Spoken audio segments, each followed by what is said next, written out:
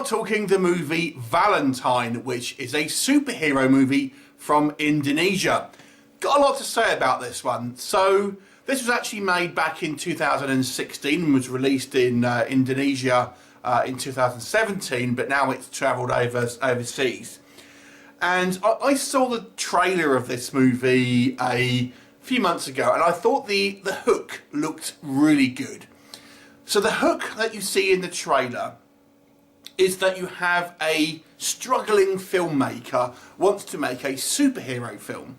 Now, bear in mind we're in this world now where superhero movies are the biggest movies, on the planet. So he wants to make this superhero movie, but he can't get he's not be able to get financing. So what he does, he looks around for a pretty girl who can do martial arts to try and talk her into actually becoming like a superhero, so he can film her taking on real crime and kind of create like viral videos and kind of garner interest in a film. So that's ultimately what he does. And that's your kind of premise. And I thought, wow, that is really meta. It's kind of on the sort of same lines as Kick-Ass to a certain degree. But I thought it was a really fun idea. Apparently it's actually based on an existing comic, although it's not one I've ever heard of. And although that is the premise of the film, or that is at least part of the film, the actual film itself, that is far more watered down than it appears to be in the movie. So let me give you a little bit more of a kind of a breakdown on the plot. So the movie starts ultimately with, we see some masked bad guys doing bad guy things. And then we have this kind of this guy, this struggling filmmaker, and he wants to find a pretty girl who can do martial arts. And amusingly, he can either find one or the other. They're either really pretty but can't do anything, or he finds martial artists which are ugly, to quote the actual movie, which I found maybe would be somewhat offensive, but there you go. But then he finds this one particular one who happens to be a waitress. So that's what he does. He kind of talks her into actually becoming a crime fighter. And it starts off small, taking on kind of like robberies in kind of convenience stores and stuff like that. Very much like the Kick-Ass model, in hopes of trying to garner interest for the movie. But then we have this kind of like this actual bad guy plot with this kind of like this masked guy called the Shadow and his 3 female henchmen that have kind of nefarious means, and we have then a few other kind of like B plots kind of come in. There's a plot involving some of the police. There's a plot kind of like involving the Valentine's family, etc. So, and then various kind of characters throughout the movie. So, without kind of going into kind of too much in regards to plot, that's as far as I'll leave it. So, I was actually pretty pumped to see this thing. I thought it looked like a really good idea. I thought it was a really clever way of being kind of like meta and self-referential, but still have a kind of a fun movie. But I have to say, the movie that I saw was just ultimately came down to a cheesy superhero movie like you got in the 90s. And the kind of what would have been the self-referential meta stuff is more of just an afterthought and not actually that big a deal. But what does work? The central premise, there is that element still there, although it's not very much of the plot. So that the idea of that section of the movie when she's just kind of starting off and we see that kind of variations in her sort of costume, they're kind of working out which things work and what doesn't. That to me is the best part of the film. Because it's kind of, although it is very similar to kind of Kick-Ass in a way, the fact that we are in this world where superhero films are at this point in 2019 so prevalent, and the idea is that they're trying to get on the bandwagon by creating like a real one. I just thought it was very, very clever. So that was good. I also have to say, I thought that the main actress here, Estelle Linden, was very likeable in this role, and I actually thought she was quite a good protagonist, and actually quite a good, likeable kind of character who, although poorly written, which we'll come on to, I still feel did the best she could with the role that she was given. There are numerous fight scenes here, and obviously Indonesia brought us the Raid movies, and although obviously the fight scenes are not to the kind of like the caliber of the Raid movies, there are still some fairly kind of impressive kind of like stunt work here. lots of kind of OTT on wire stuff. You know, that do look at times pretty good and are kind of lots of fun. I was also impressed with some of the scale of this film. I mean, there's like scenes here that involve huge amounts of police that are kind of surrounding a bank and stuff like this, and you know, lots of kind of extras. And I got to think, wow, the actual production value to a certain degree is actually pretty good. And some of the shots here, there's loads of kind of police cars and things like this, and you know, real kind of like wide angle shots that are normally reserved for a higher budget film. So that was quite good. And there are lots of action sequences within the film. Do you feel there's a big but coming? And there is. So, like I've said, the premise to me was wasted because that central idea is there, but then they could have let the air out the tyres a little bit later on by kind of trying to give a bit more context as to the reasons why this guy wants to do this thing. And I just feel it takes away from the uniqueness that maybe this movie would have had. You know, there's more altruistic reasons why he's, you know, doing that and what it does. And although I understand on paper that looks more altruistic, but it just doesn't make it as fun and doesn't kind of make it quite as edgy as the movie could have been.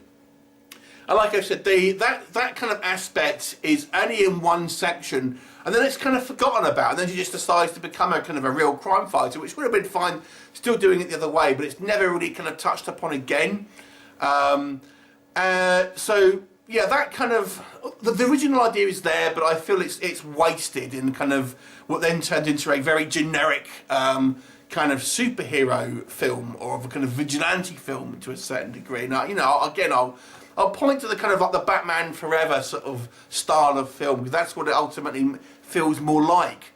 The bad guys, I mean, it would have been better, I feel, if they had introduced this person first and then maybe had the bad guys. But the bad guys just seemed unbelievably campy. And you know, there's four of them, and there's one guy, these three women, and they're just taking it too seriously. And they're all wearing, especially the women, they're all wearing these kind of like weird costumes. One of them is clearly kind of meant to be like a knockoff Harley Quinn. At one point, she even wears a Batman logo. And there's just like, why are you wearing this? I mean, it's just like what they're wearing, like, you know, contact lenses and gas masks and stuff at some points, and it was all going to be very kind of like steampunk or cyberpunk or whatever, but it looks just a little bit silly and campy, and they just take it a little bit too seriously. And I think it would have been better had they had the kind of the superhero be the first one on, kind of like your Batman. You know, does Batman make the bad guys? Not if you're watching Gotham, but that's another story. Anyway, so, and then there's meant to be a reveal in regards to the kind of the main bad guy, and it's so obvious. I mean, there's a character introduced, and then they do nothing with this character. I wonder who the bad guy really is, because they make such a big deal of hiding his identity. I'm thinking, I wonder who it could be. What a surprise when it's revealed. We get to the climax of the movie, and Valentine, who is the name of this superhero, doesn't actually have anything to do with the end result. I was like, what? It would have been the same result had she been there or not. It was just like, what was the kind of the point? Bizarre climax to the film. Now, I've mentioned some of the kind of the stunt work and stuff like that. Now, the stunts are impressive, and the scope of this movie is bigger than I expected. It's bigger and better than I expected. But the stunt work, although good, I don't feel that it's filmed in a particularly good way. There's lots of kind of edits where you feel like you've missed a second or so, or it cuts off just a little bit too quickly. So I feel the editing, when in these kind of action scenes, does not make them look particularly good. And some of the fight choreography is good, but it's just not great. The script is awful. I mean, just the dialogue here is cringing. I find it quite difficult sometimes reviewing foreign films, and this is very westernised. But the acting is horrible. Horrible acting. And they act like Batman and Robin, acting in Batman and Robin, the George Clooney movie.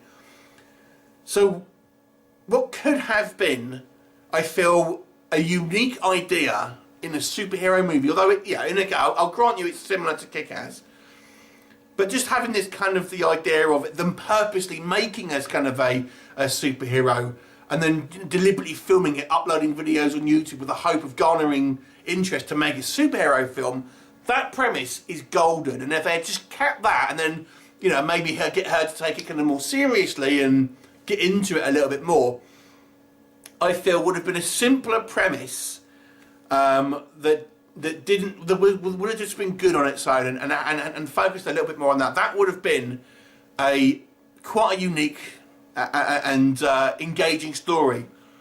But it ends up being just kind of cliche superhero stuff at the end of the day, with silly bad guys, a very obvious reveal, and then it just turns into a generic kind of action movie with some kind of good set pieces here and there. So I can't help but be a little bit disappointed with this, because I watch a lot of low budget films, so I'm not expecting high production values and this sort of stuff, but I feel this one was the most frustrating thing, and that is a missed opportunity, a good idea just not expanded upon in a way that capitalised on a premise that was so good, I think, and then kind of somewhat squandered to be very generic at the end of the day.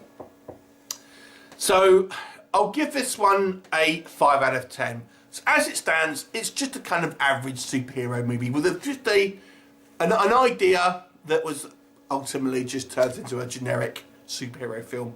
Somewhat entertaining for its own right, a likeable lead, flashy costumes. It's not too violent, to be honest with you, so it's maybe kind of like a young teenager would be okay with it, but maybe not a kid, because there is a few shots to the end and stuff. 5 out of 10 for me. Have you seen it? What did you think of it? Leave me a comment and I'll look forward to seeing you next time. Bye for now.